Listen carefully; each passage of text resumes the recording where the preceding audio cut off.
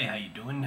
This is another passage from Naomi Klein's The Shock Doctrine, which is one of the best books I've ever read. It's one of the best books on contemporary America you could ever expect to read. The woman is a genius, and I highly recommend that everyone read this book. Everyone who has any concern for morality, basically, basic morality, and concern for human beings, and concern for yourself, This is a book that basically lays it all out in great detail, what corporations are doing to America, basically, with the collusion of the federal government, especially under Bush, but this will obviously continue, especially if, John McCain is elected president. So this passage is basically about contractors following Hurricane Katrina and what went on down there. She talks a little bit about, she talks a lot in the book about the Heritage Foundation, which is sort of a Friedmanite think tank, basically a powerful, sort of supposedly non-profit organization that comes up with ways of implementing the philosophies of Milton Friedman, an economist who believed in sort of unfettered capitalism and didn't believe in labor laws or anything like that, or any sort of regulations on corporations' ability to make money, basically.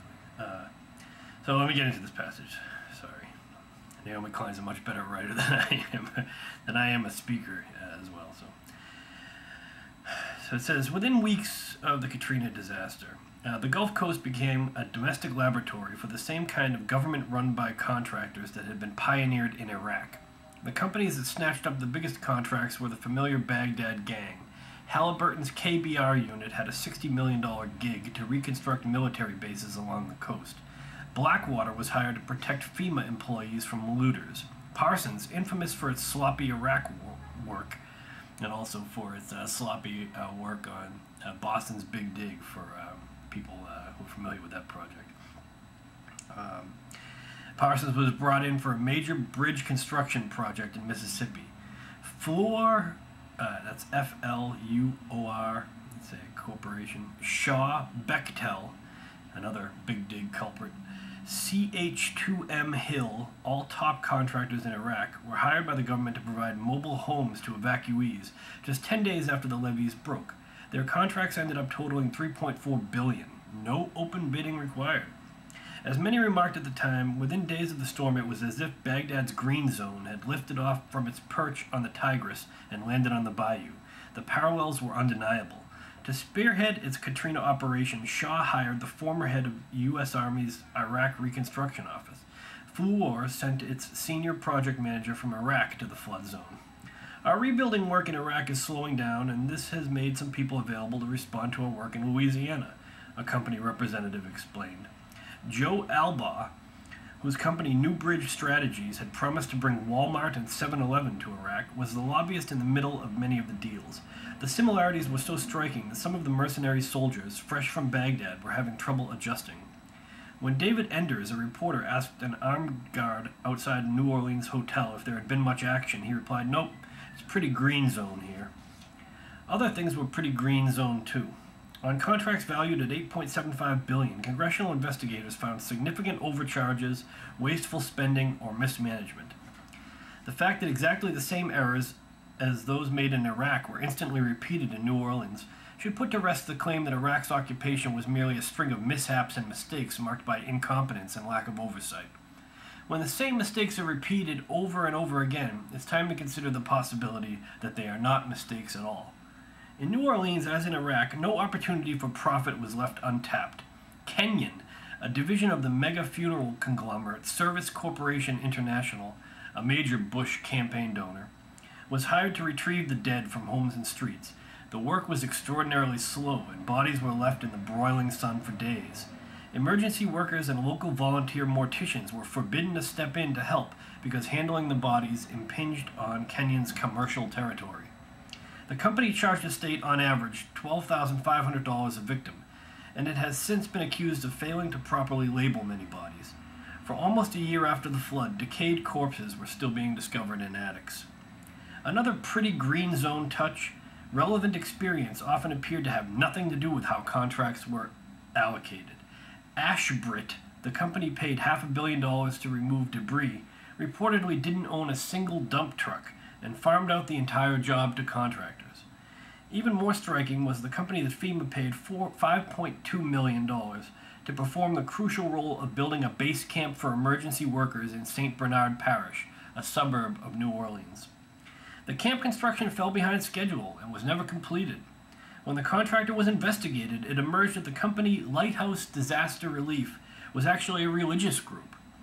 About the closest thing I've done to this is just organize a youth camp with my church, confessed Lighthouse's director, Pastor Gary Heldreth. As in Iraq, government once again played the role of a cash machine, equipped for both withdrawals and deposits. Corporations withdrew funds through massive contracts, then repaid the government not with reliable work, but with campaign contributions and/or loyal foot soldiers for the next elections. According to the New York Times, the top 20 service contractors have spent nearly $300 million since 2000 on lobbying and have donated $23 million to political campaigns. The Bush administration, in turn, increased the amount spent on contractors by roughly $200 billion, that's billion with a B, between 2000 and 2006. Something else was familiar.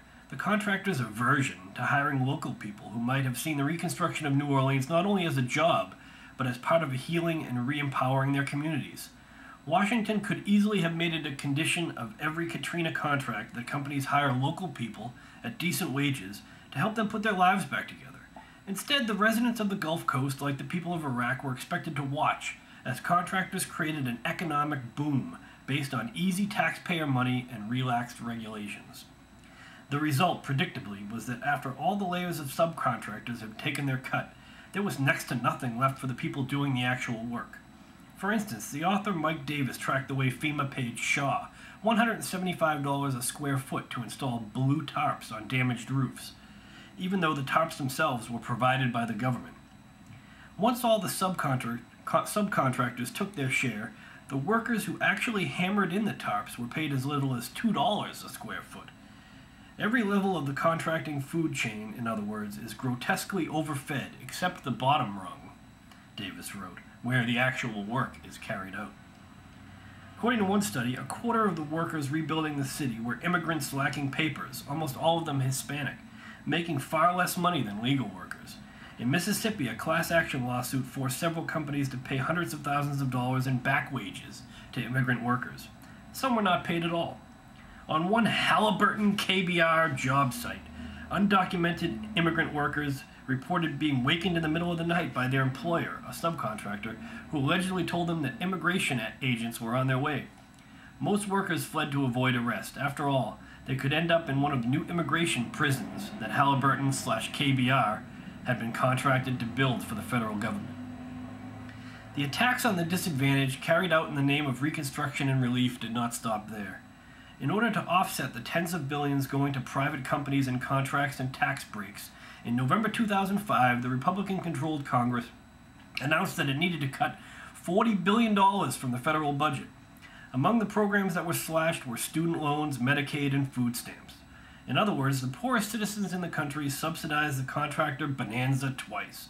First, when Katrina relief morphed into unregulated corporate handouts, providing neither decent jobs nor functional public services, and second, when the few programs that directly assist the unemployed and working poor nationwide were gutted to pay those bloated bills. That's the end of that for today. Thank you.